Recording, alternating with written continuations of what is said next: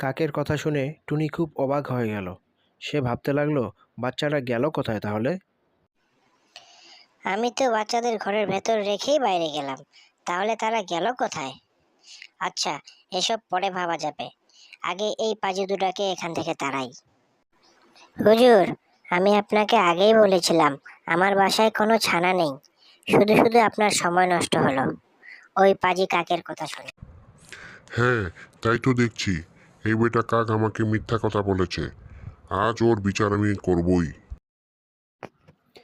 একথা বলতে বলতেই কাক আর শিয়াল সেখান থেকে চলে গেল। শিয়াল চলে যেতেই টুনির বাচ্চারা ঝোপের আড়াল থেকে বেরিয়ে এলো। আমরা ঘরে ঘুমিয়েছিলাম, ঠিক সেই সময় তোতা আন্টি আসে আর আমাদের ডেকে তুলে আর ঝোপের আড়ালে লুকিয়ে রাখে। কোথায় তোমাদের তোতা আন্টি?